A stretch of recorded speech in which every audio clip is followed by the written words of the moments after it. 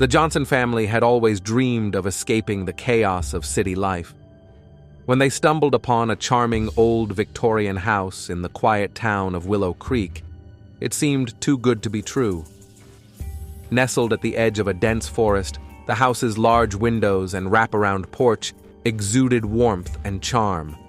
But the price, unbelievably low, raised a few eyebrows. "It's a hidden gem," the realtor had assured them with a smile that didn't quite reach her eyes. Within a week, the family moved in, unaware of the dark history tied to their new home. Act 1. Strange Beginnings. The first night was uneventful, save for a faint creaking sound that seemed to echo through the house. Sarah, the youngest of the Johnson children, dismissed it as the old wood settling. But as days turned into weeks, the creaks became whispers.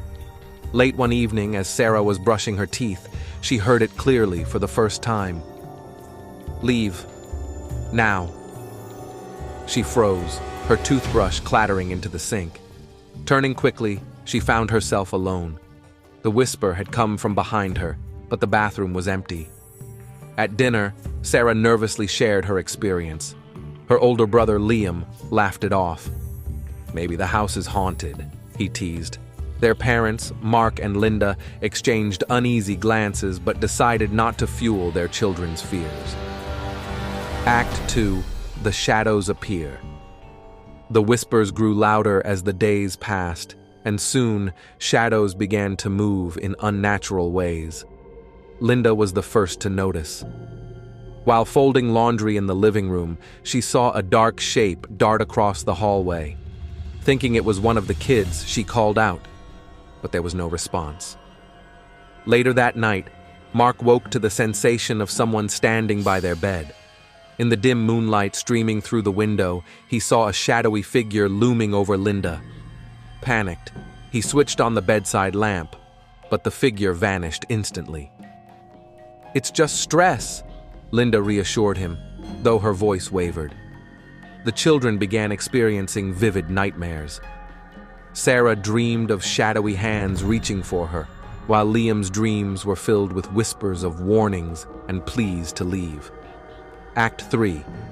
The history of the house. Determined to uncover the truth, Mark visited the local library. With the help of an elderly librarian, he discovered that their house had a dark past. In the early 1900s, the house had belonged to a reclusive man named Edgar Whitmore, rumored to dabble in the occult. Townsfolk believed Edgar had summoned something into the house, something that couldn't leave. After his mysterious disappearance, every family that lived in the house reported strange occurrences before abandoning it. Mark's heart sank as he read accounts eerily similar to their own experiences: whispers, shadows, and unshakable dread. Act 4. Confrontation. Back at the house, the activity escalated. Doors slammed shut on their own, and lights flickered incessantly. One night, Sarah woke to find a shadowy figure standing at the foot of her bed. It leaned closer, its whisper louder than ever. "You don't belong here." Her scream brought the family rushing to her room. That was the breaking point. Mark decided they couldn't stay another night. As they packed their belongings, the shadows grew bolder, darting across walls and ceilings, their whispers now a deafening chorus. "Get out!" The family fled into the night, leaving everything behind. As they drove away, Sarah glanced back at the house. In the upstairs window, she saw a shadowy figure watching them leave. Epilogue.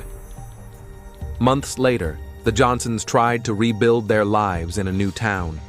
They never spoke of the house again, though the memories lingered. Occasionally, Sarah would wake in the middle of the night, convinced she heard a faint whisper, "You'll be back."